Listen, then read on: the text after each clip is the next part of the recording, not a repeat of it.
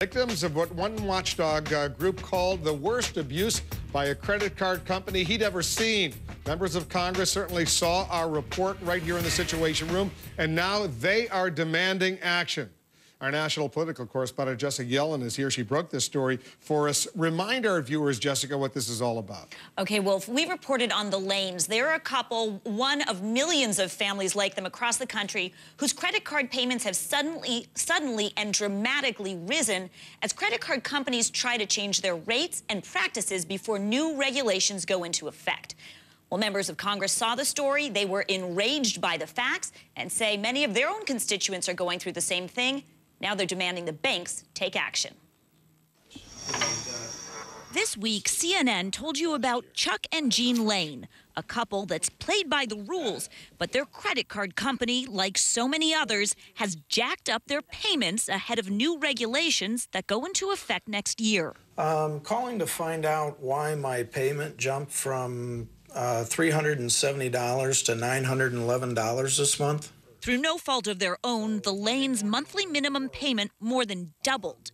Now they'll have to decide whether to pay the card or get surgery Jean needs and support Chuck's son in college. Do you have a message you'd want to give to Congress? I'd like Congress to take a stand for the American people and stop credit card companies from making these kind of changes that do have major impacts in people's lives. Guess what? Congress is listening.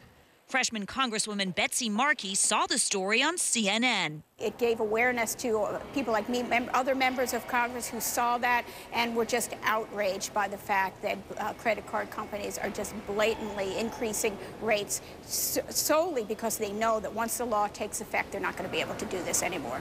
She and 17 other members have since written the banks, calling on them to stop raising rates and changing policies ahead of the new credit card bill.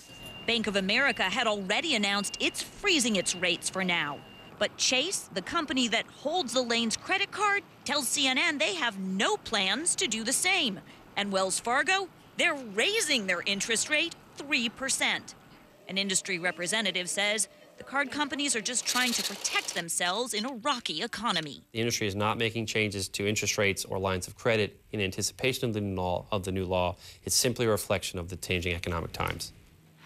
Now, members of Congress have already introduced a bill to move up the date at which all these new rules would go into effect for the credit cards. They're holding a hearing on it tomorrow. But guess what, Wolf? The banks say they can't move up the date because they need much more time to get their computer systems up and running for all the new limits on them. Of course they do. It's all about the computers. I'm sure it is. All right. Thanks. Good work. Thanks for that. A lot of folks out there are thanking Jessica Yellen as well. Appreciate it.